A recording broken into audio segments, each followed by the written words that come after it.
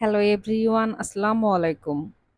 আমি আজকে ভীষণ মজার একটি ভাজি রেসিপি শেয়ার করব আপনাদের সাথে। যারা বলেন যে মুখে একদমই কোনো রুচি নেই, আর কিছুই খেতে ভালো লাগতেছে না, আমি বলব এই রেসিপিটা শুধু তাদের জন্য। আর যারা শুটকি মাছ বেশি পছন্দ করেন তাদের আশা করি আরো বেশি ভালো লাগবে। শুটকি মাছ দিয়ে আলু আর কাঁকরোল ভাজি করব। ভাজি করার জন্য এখানে আমি ৩ টা কাঁকরোল নিয়েছি। কাঁকরোল আমি একটু মোটা, মোটা করে কাটছি। আলু আমি ঠিক একইভাবে কাটছি। আর একদম চিকন করে কাটলে দেখবেন যে ভাজার সময় একদম ভেঙে যাবে।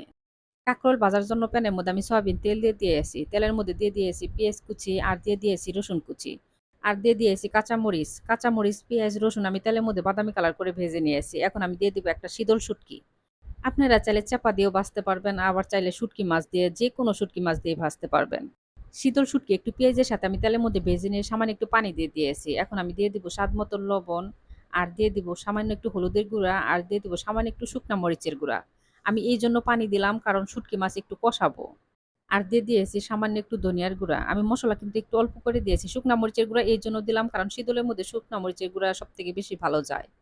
আর শীতল দিয়ে যে এইভাবে কাঁকরোল ভাজি করলে এত মজা হবে আসলে আমি কখনো খাইনি। কিন্তু ১ম ফার্স্ট টাইম ভাজলাম। দেখি কেমন লাগে। এত মজা লাগছে মানে বলে বোঝাতে পারবো না এটা যে কতটা মজা হতে পারে। আপনারা একবার করবেন তাহলে বুঝতে পারবেন যে আসলে কতটা মজা হয়। শীতল শুটকি আমি ঠান্ডা পানি দিয়ে ভালো করে ধুয়ে পরিষ্কার করে নিয়ে তারপরে কিন্তু গরম পানি দিয়ে ধুয়ে পরিষ্কার করে নিয়েছি। অবশ্যই কিন্তু শীতল শুটকি গরম পানি দিয়ে ধুয়ে তারপরে পরিষ্কার করে নেবেন।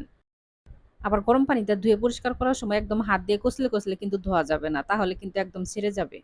কাঁকরোল ভাজির মধ্যে আমি আর কোন রকম কিছু দিব না। অল্প, অল্প করে তেল দিব আর তেল দিয়ে ভেজে নেব। আপনারা চাইলে একদম কিন্তু ডুবো তেলেও ভাজতে পারেন। যে যেমন পছন্দ করেন আরকি। আমি অল্প, অল্প করে ২ বার তেল দিয়েছি, তেল দিয়ে ভেজে নিয়েছি। আর ভাজিটা কিন্তু কড়া হলে সবথেকে বেশি মজা লাগে। আমার কাঁকরোল ভাজি হয়ে গেছে। সবাই ভালো থাকবেন। আল্লাহ হাফেজ।